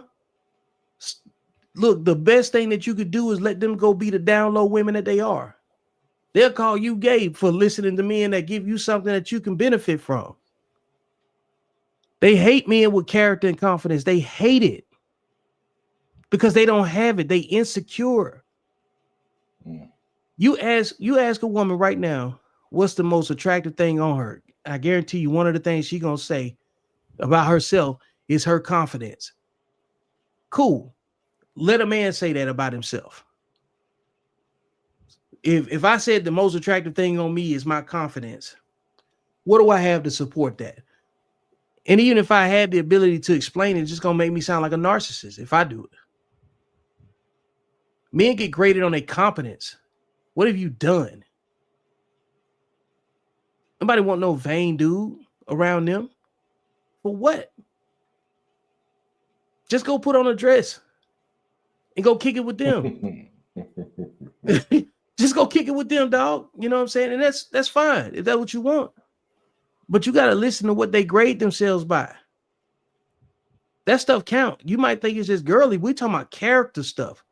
Because at some point, she believes her invisible confidence is better, makes her better than you. I want to talk about what Trey just shared. Yeah, let me put that up here. Yeah, put that on there. I heard a quote. It's funny, man, that you say that because I asked the question to women about a year ago on my Facebook. Would they rather be valued or be desired? Would a woman rather be valued or desired? And my basis for this was pretty much all women who are mothers know what it's like to be valued because their children value them. You know what I'm saying? Like the people you're taking care of, they value you. But there's still something in that woman that wants to be wanted and desired. You know what I'm saying? She can have children who make her feel valued every single day, but a part of her wants to be pursued or desired or wanted. And I think that's where a lot of the disconnect comes because a man that loves you, man that respects you, he's going to value you, but you want to be desired and wanted. And it's impossible to have something and want it at the same time. Like, and this is the thing. Like, if I have you, I can't want you. Like, if I have a cup of water, I can't want a cup of water. I can want something else to drink, or I can value that cup of water, but I can't want what I already have. And that's where the disconnect comes in, because these women want to be chased and pursued and wanted as opposed to being valued. And as a man, we have to understand that what we value determines our worth. You know what I'm saying? The shit that we value, not what we desire. What we value is what's going to determine how other men perceive us in this world. As you were saying that, I already know how to answer. I want to deal with this this up on the screen first too. I heard a quote that I won't say who because it caused contention, but women are biologically happier when they are mothers. At the core, that's what women were made to do: raise children and provide. But in today's society, they all want to be independent. So you got women in their 30s trying to find men to have kids with.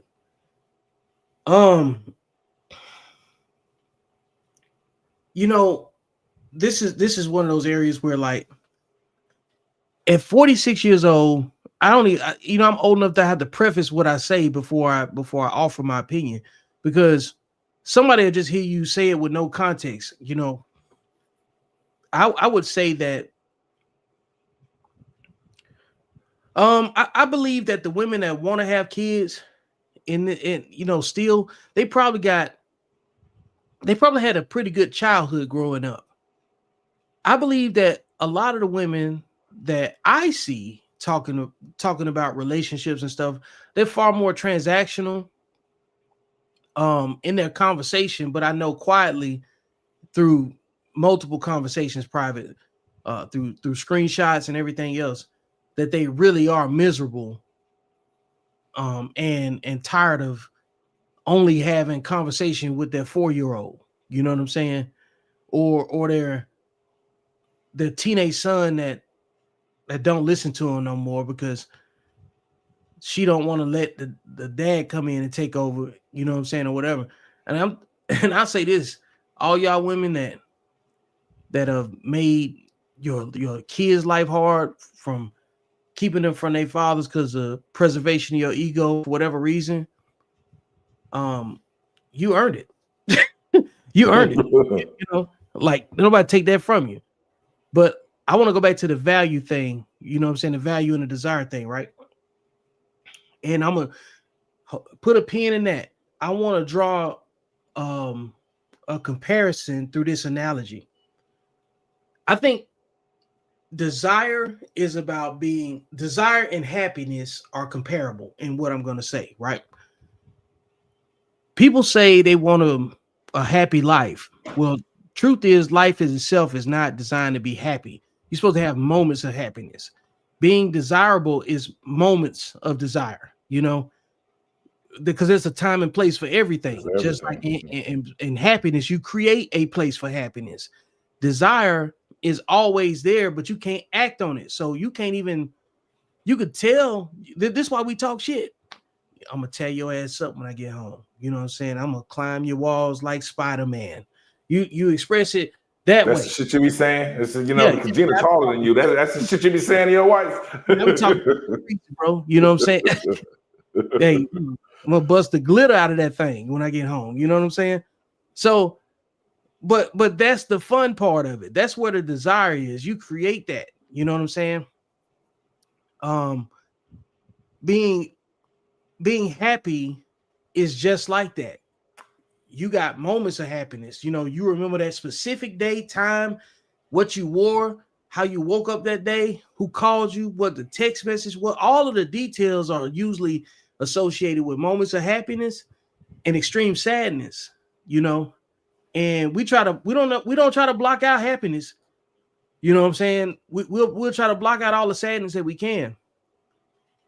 But somehow we let those moments of happiness carry over and make us believe that our life is in this euphoria. You still walking around like you the illest dude that ever walked the earth. You know what I'm saying? Because you had a great night back in 2008. You know what I'm saying? And nobody else saw it but you. But you done created a legend off of that. Women do the same thing. They remember that night that they took those pictures in front of that airbrush Mercedes Benz at whatever club they was at.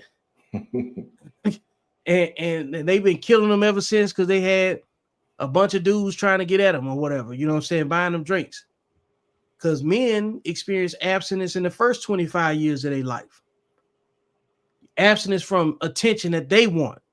That desire. See that desire that women would talk about that they want? Men experience that later. So they don't know how to handle desire, later on. Because women have already had a relationship with desire before the man even showed up to fulfill it. They already have a script. They just looking for the right actor to play the part.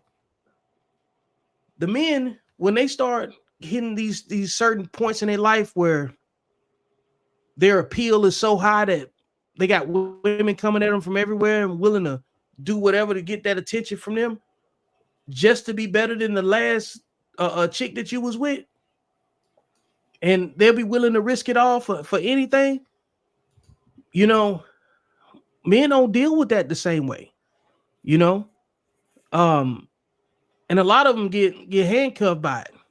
And the next thing you know, you go from being 36 with no kids to 39 with 5 baby mamas. You know what I'm saying? Because they didn't understand how to deal with attention, how to deal with desire, not recognizing, even recognizing and still risking it all anyway, saying YOLO. You know what I'm saying? And what they don't understand is that by the time you hit a certain age as a man, you're gonna be in your peak, in your prime for about 20 some years. And you got to make the right decisions, you know what I'm saying, with that, because that's a gift. It truly is a gift. It's really a privilege, because I see plenty of dudes that's 20 years younger than me, you know what I'm saying, that's BBWs. So I think when I draw, so to wrap up what I'm saying, I think happiness and desire are fleeting moments, because ain't none of us desirable forever. So that's just lust that want to be acted on, and they want somebody else to act on it. They're just trying to find a sweet way to say they want to be slutted out. And the value part of it is universal on both sides, because when your desirability goes down, you want somebody that values you. You want to be with somebody that values you. If you got them, you hope they still value you the same way they did when they first got with you, when you know you're not as bad as you used to be. So that's why it's a gift. You know what I'm saying? I think that investment is still worth it, though. You know what I'm saying? I understand that it's a lot of risk involved. And by all means, I'm telling you to go where you get respected, go where you're invited, but don't try to make nobody come to your party. We say, go where you celebrate and not tolerate it. Yep, man. Look, I go where I get invitations. You know what I'm saying? Like, even I don't even got to be celebrated. I'm just glad you want me to be there. If you went, because man, look, we know so many different people. And I look at it like, whether I'm at the top of your list or the bottom of your list, if you said, hey, Vic, I want you to be there, or if I say, Deezil, I need you to be there, and you show up, even if it's on a humble, you was at the top of my list. And I cared about having your presence there. You know what I'm saying? So, what's up? Trey, I pull up on you at Fort Campbell. Don't play with me, man. You know better. Man, we come over there and do a seminar. Yeah, straight up. Because men need to know how to have conversations like this, in my opinion, without it being competitive, without looking for that angle. That's the first thing I can recognize when a dude raised by his mama too. Trying to take what I'm saying and pick it apart. For what? That's not a masculine thing. All of these myths that people said they like Like, I don't like the one when they say respect got to be earned. No, respect has to exist. Your behavior diminishes respect. You start off 100 with me, right? I got to do something to take that away. And if I disrespect you, I do something that disrespects myself that makes you feel as though I'm untrustworthy. If I do something to diminish the current situation we got with nothing involved, then that's me, you know what I'm saying, disrespecting the relationship, disrespecting the opportunity. But if respect didn't exist, men would beat each other on sight and say, all right, you got me. we would be in such difficult conflict with each other. And that's what I don't like when people start talking about the whole bear in the woods thing from last year, right? The most I put the challenge. I said I believe the most of the men that those women are complaining about are the men that they raised and the ones that they helped. Yep, because I can't relate to that. Just like they can't relate to certain things. Because women raise the men that they fight and fuck.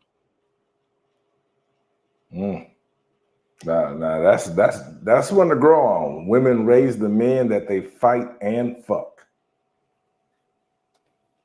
And finance. Shit, we can throw, fuck it, we can keep it a buck. Keep it all the way a buck. And finance. Because why abusive dudes always in a relationship? Wow, a bum nigga always got a couch to sleep on. So argumentative men are raised by women. Men with their daddies be like, man, leave that bitch alone. You ain't finna win what you gonna win? What prize do you get for winning an argument with a woman? Fucking headache. It's an unhealthy competition. That's the prize.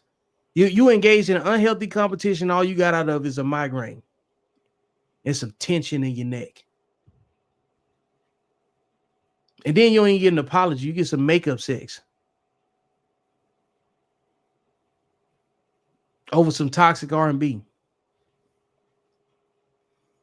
Stop it. With somebody else's kids. And then you right back to not being satisfied. Well, definitely.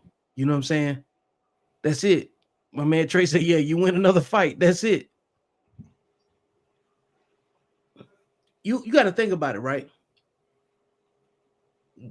And when I say the reason why rule number 2 is so important is because the easiest thing from a man's perspective, the easiest thing that any one of us could do based on gender is for a woman to be in a relationship with a man. Because you literally, all you have to do is be nice and please the man sexually. And he'll do anything under the sun for you.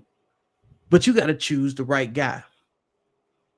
And if you choose who you desire, it's not going to work. You got to choose who values you, like you were saying before. Desire is linked to the unhealthy mindset. Everything that yields you no fruit is tied to the undisciplined mindset. There's nothing that you add discipline to that does not improve. There's nothing. Show me something you add discipline to that got worse. You can't do it. Because discipline is the foundation of true love. It's the foundation of correction. It's the foundation of learning. You can't learn anything without discipline. Like, discipline is literally the key to everything. Because, yeah, you can make it about, let's say from a spiritual aspect, as far as God is concerned. Of course, God is the omnipotent being in your spiritual realm and in your objective reality, should you choose him to be responsible for who you are every day, right? But God represents what? Discipline. Come on. The Bible, when they tell you teachings, read, all of these things require discipline. Learning requires discipline. Forgiveness requires discipline, because you got to do it when you don't want to. The only thing that doesn't require discipline is quitting. Man. Everything else is going to require a level of discipline. So you need. Yeah. Go ahead. No, you got it. I think that's something that I think most men understand, that you're either going to be making the rules or you're going to have to follow rules. And in most cases, you're going to have to do both. And that is all a result of discipline. I don't remember where it came from. It may have been a quote or something, a story that I read online, but it was essentially, it may have been something I even heard from you, Vic. Essentially, they were saying, like, if you take, let's say you take 10 male children and tell them to go play a game, they're going to play games that have rules and structure. It's going to be a definitive winner. It's going to be a loser. It's going to be a hierarchy. You take 10 women or 10 girls and tell them to go play a game, they're going to play a game like House or something, where there's no structure, there's no rules, there's no winner or loser.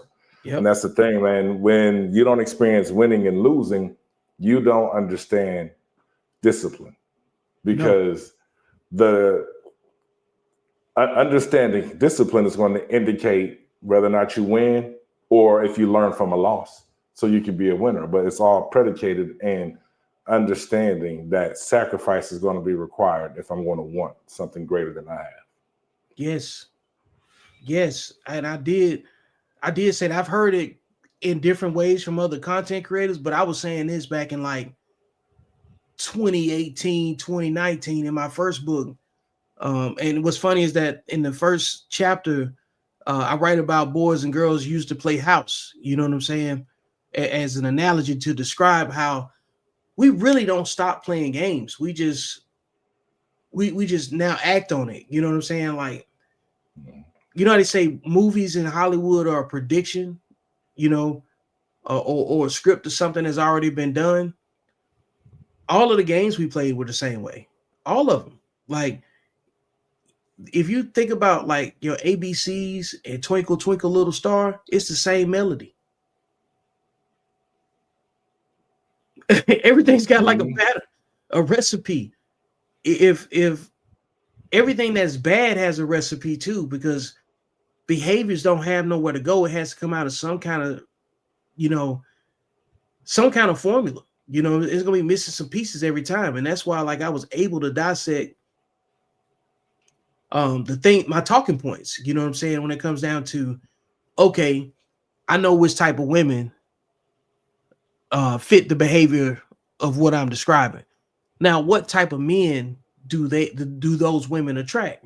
Because if I'm not attracted to them, and the guys that I know aren't particularly attracted to them, or never been with women that behave that way, well, who's the only men that's left? And the ones that fit the behavior got mamas that act just like them. They got sisters that act just like them. And then a lot of that same demographic of men and women, they all been sexually molested. They all been touched. They've been hypersexual since they was 10, between the age of 10 and 13. Most of their parents was teen parents. Even if you listen to rap music, right?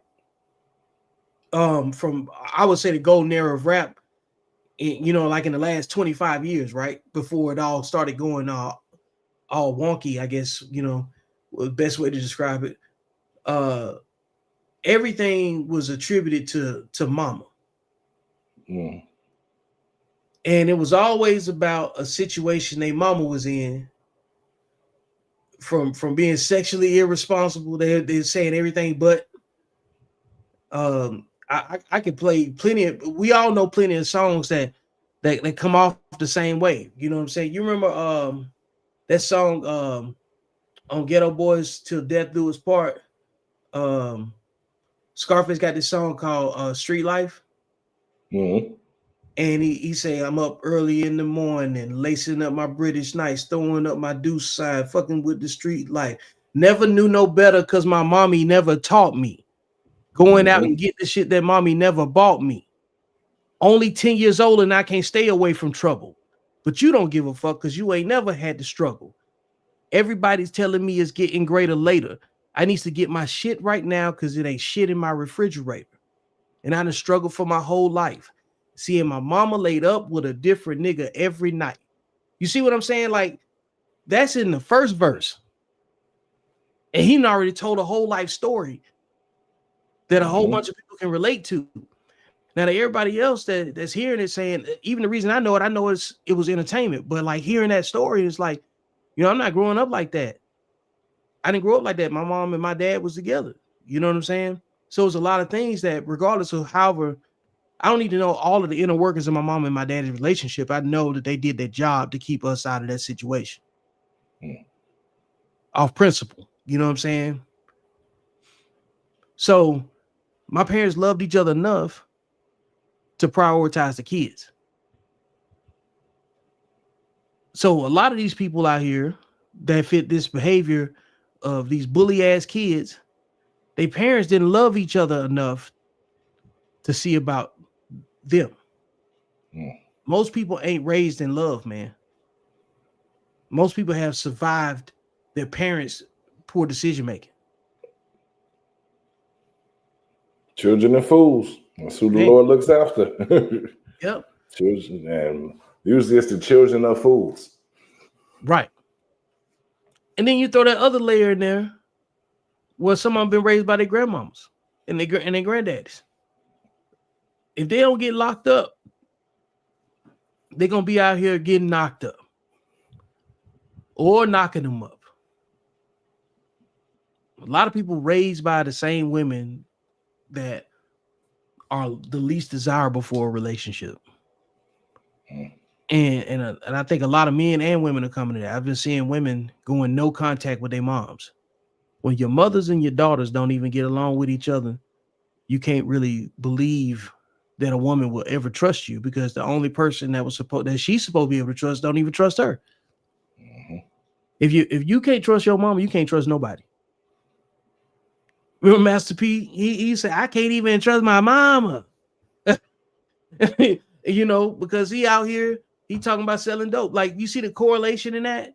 When you out here outside and everybody needs something from you, and if you can't trust your mama, then you can't trust nobody. Most women don't trust their mamas. Hey Trey, it's a lot of studies about that, but they normally indicate that children raised by single fathers end up in better situations. They're not raised in poverty. Children raised by single mothers are far more likely to be raised in poverty than children raised by single fathers. Yo, there's plenty of studies that talk about this. They say the children raised by single fathers produce similar numbers to the children raised in two-parent homes. Yep, I could find those studies. It won't be much to show, but yeah, you have it. Yeah, matter of fact, how about I do something real quick? We throw it on ChatGPT and pull it up on the screen.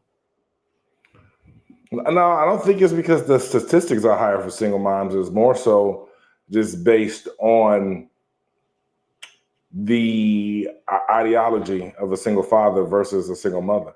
You know, so society isn't going to enable a single father to make excuses and not have to yield the same output as they would have to yield if they were still married to mom and in the same household. I mean, essentially, the single father's role doesn't change, except he now has to become more nurturing, you know, but from a provision standpoint, he's doing what he's had to do anyway, but he's not getting the resistance from the other partner when he's making a decision to move the family unit in a direction, you know? Do children of single mothers turn out better than children of single fathers?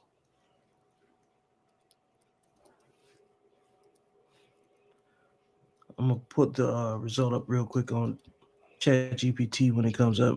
And we're just using this as a metrics, for just generally see what it says. You never know.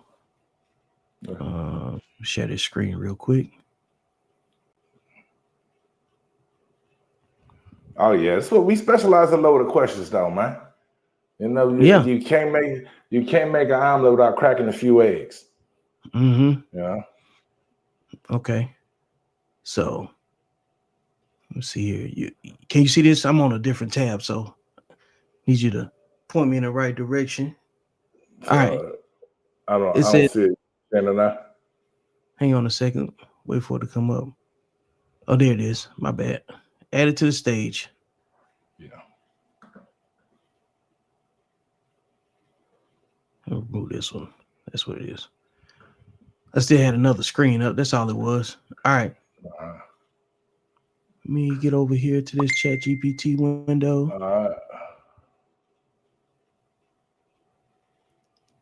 All right.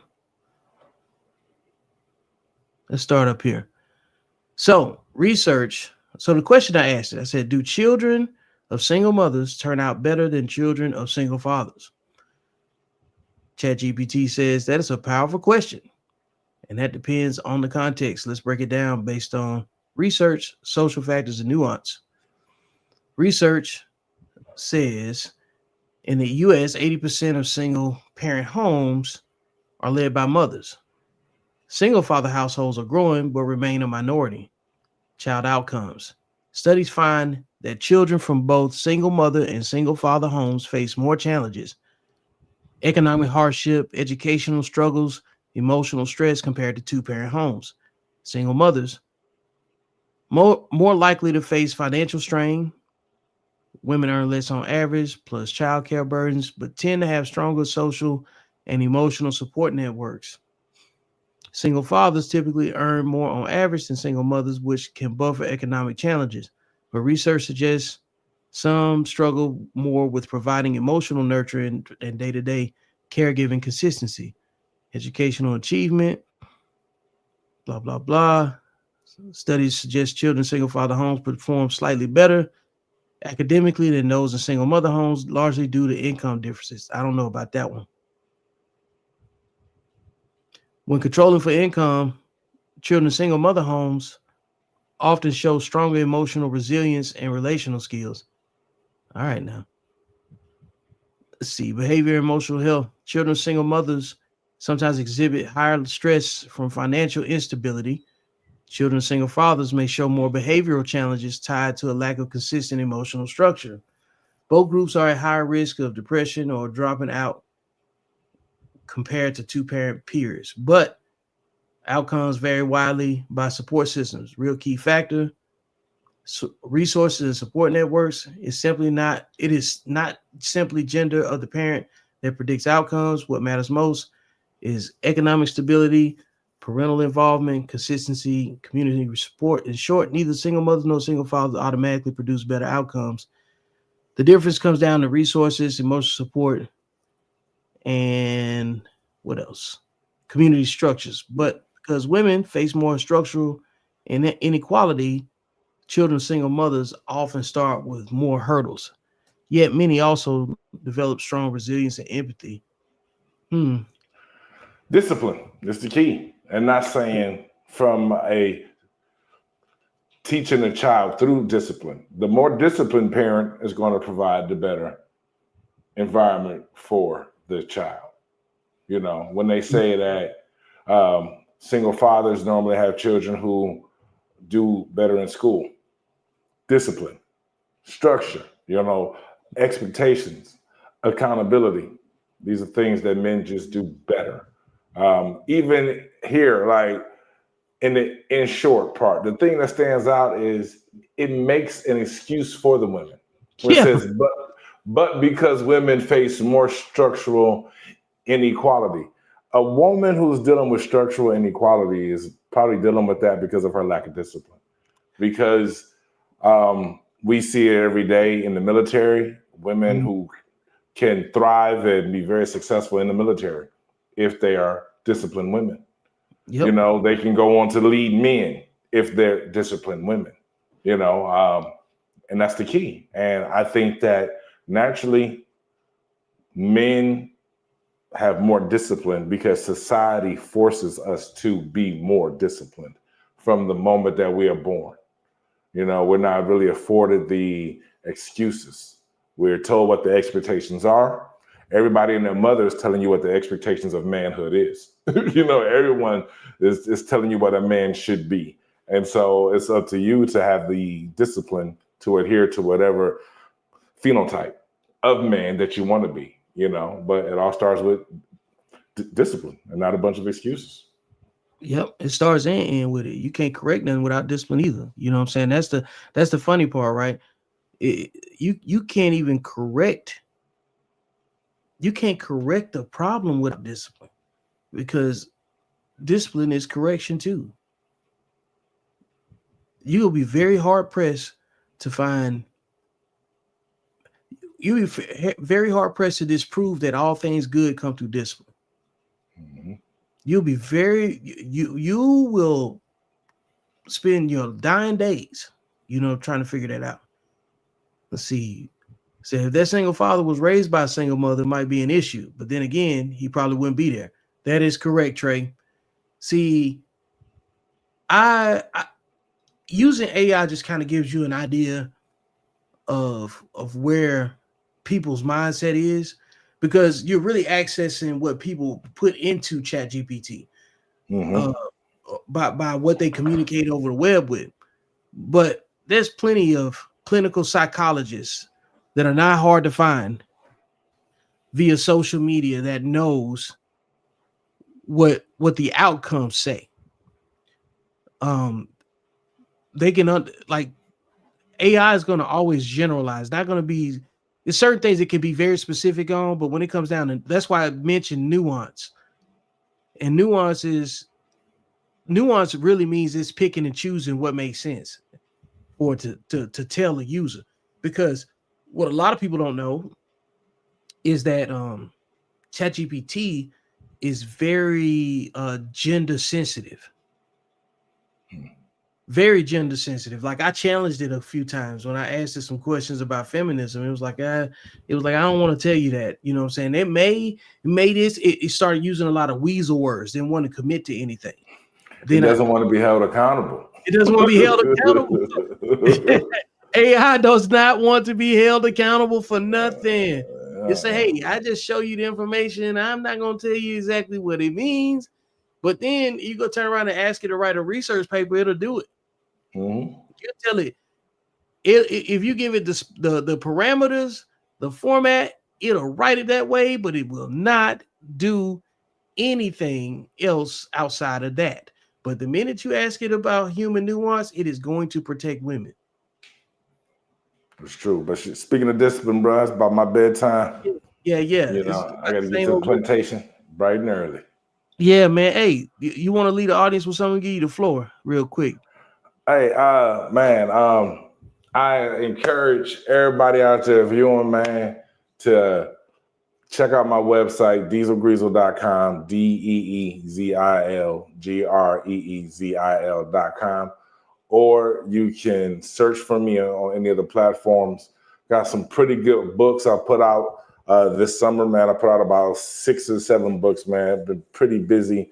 A range of topics from self-help, personal growth, to my perspective on accountability, parenting, you know, how to perform in your respective field at the highest level. And also, man, I got some good music I've been putting out, man, taking some of those same concepts and putting them in the song to help you reprogram your subconscious. You know, all in all, man, just good information that I just want to share with people. You know, it does a man no good to have all the information he possesses if he doesn't share it. And so that's kind of my mission.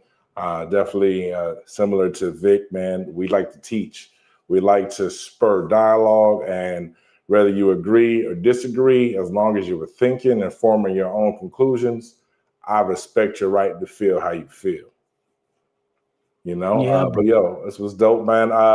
I'm gonna try to do this with you at least every other Tuesday, man. We do got a mic that's starting October 7th on Tuesdays, so I can tap in with you next Tuesday for sure. And then after that, it'll probably be every other Tuesday, because you know I am a comedian and I got to be out here on the grind, man. But this has been long overdue, man. This was a good session.